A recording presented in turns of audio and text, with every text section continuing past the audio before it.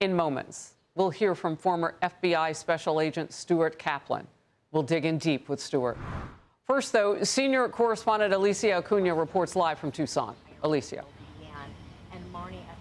Hi, Harris. No confirmation yet on whether the family has paid that reported $6 million. And we don't know yet if that video that the Guthries released over the weekend prompted any movement by her captors. Right now, we want to give you a bird's eye view of the situation here on the ground from our Fox flight crew. You can see two sheriff's vehicles parked outside the home. This began on Sunday. The department issuing a statement saying their constant presence now is at the request of the Guthrie family. There's this septic tank that was searched this weekend as well. On Sunday afternoon, investigators used a long pole to probe inside. They were focused here for about an hour in the back of Nancy's property. On Saturday night, law enforcement returned to re-walk the terrain around the house using their flashlights in the pitch black dark of night. Then later that night, our Fox Digital team was at Annie Guthrie's house when sheriff deputies went inside. Flashes of light could be seen like coming from a camera. They were coming from the garage and also from another room.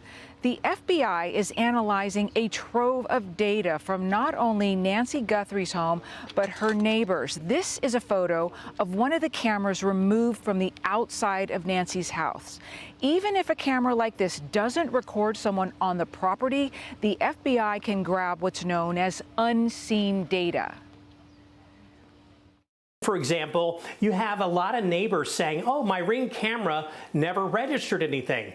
Doesn't mean that technology has not logged the ability to see it, but didn't think it was big enough to ping that app we may use. So there still could be data there. Cameras facing the Guthrie house right now show very little activity, but I promise you there's an enormous amount of activity going on the digital side. And Harris, here on day 9, still no suspects officially or persons of interest. Back to you. Alicia, thank you. I want to bring in Stuart Kaplan now. He is a former FBI special agent, global security risk management expert, and a criminal defense attorney. Great to have you, Stuart. I want to start with the, as they've been described, kind of cryptic video appeals for the return of Nancy Guthrie. And maybe what would be cryptic about them is, first, it was, you know, emotional, so on and so forth, a lot less of that now. What is the type of communication that we are seeing publicly from that family?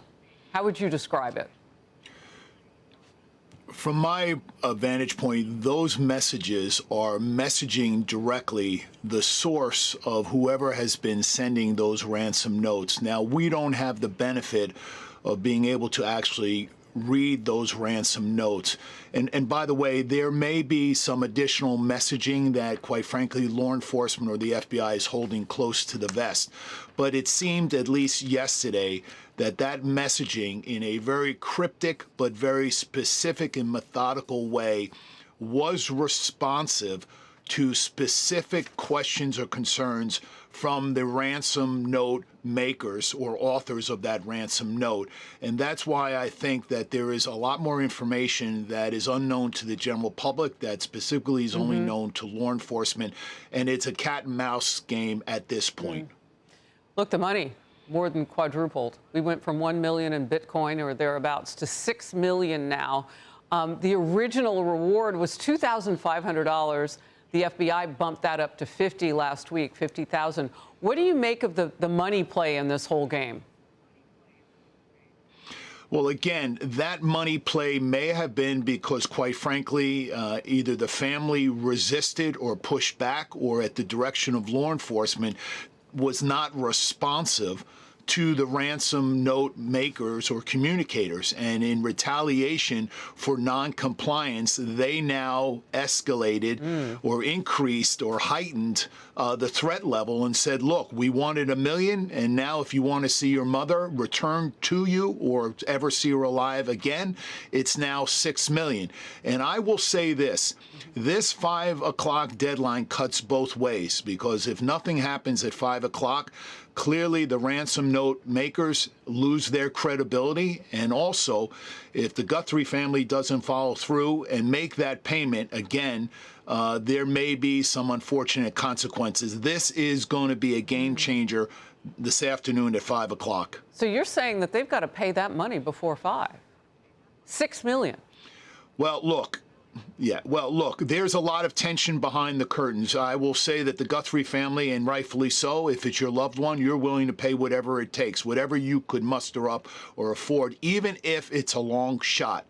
On the flip side, law enforcement is wanting to see proof of life. They want to see some additional information so that arguably you don't send $6 million to someone who disappears and they have nothing to show for it. So here again is a cat and mouse game. I will just say this to you, and I've said it from the very beginning. The advancement of technology that is in the toolbox of the FBI is like no other, certainly in 2026. Those assets and resources generally are never known or seen by the general public in a criminal investigation.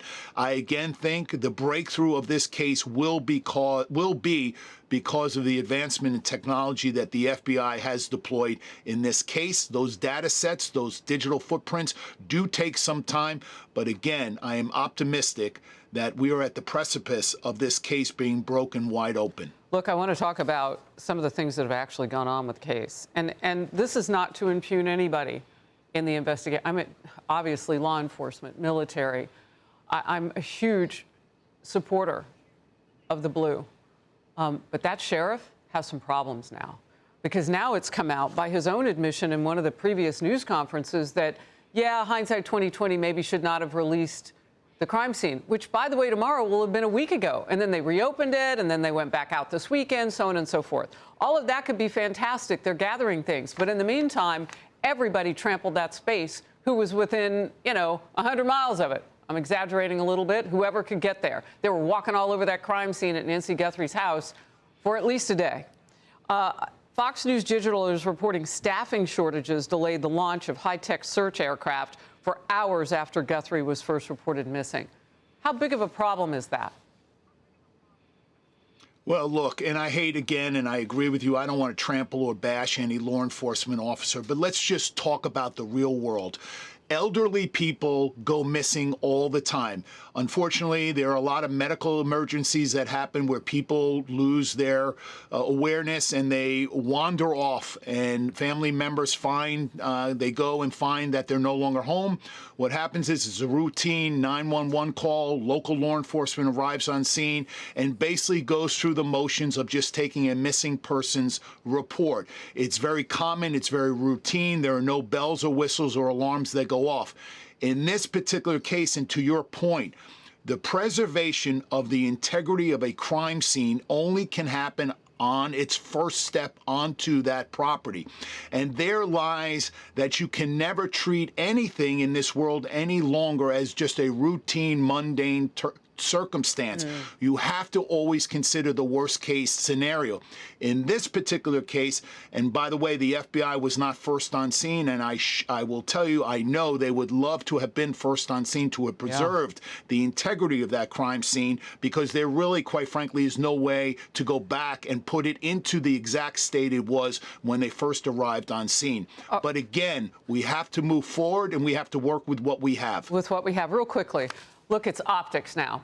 You've got a family, high-profile, Savannah Guthrie. You've got the country watching, the world watching this case, which is one of the highest profile we've seen, as I mentioned, in decades. And I understand that the U of A basketball team, NCAA Division I, have stars. And I understand that the sheriff is a fan. But the pictures that show him at that game over the weekend, what did they say to you about where the priority is? The optics are horrible. It's poor management. Look, again, but look, we all need at some point some decompression time to distract us because we're in a pressure cooker.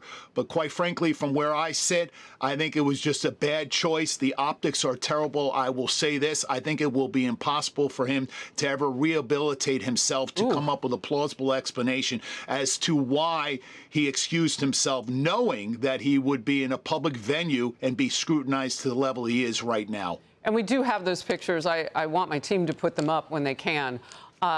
Consent search. The consent searches now, tell us about that and what that means for this, going back to the home of not just Nancy Guthrie, but also Annie Guthrie, her daughter.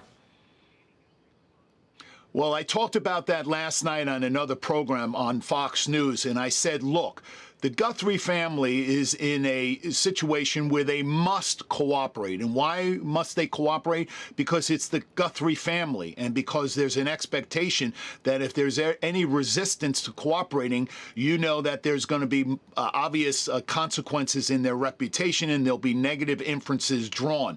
As I said last night, the only way law enforcement can get access to digital information at a relative's house is through the execution of search warrant or through the use of subpoena power. And so in order to short circuit those type of hurdles that law enforcement must go through, we need the consent of the family. And so the family seemingly is cooperating. But again, you have to wonder why law enforcement is now digging so deep into some of these family members. There has to be some evidence or something that is causing law enforcement to go back and re-engage themselves in the family several miles away. Stuart Kaplan, so great to have you, your expertise and your time today. Thank you.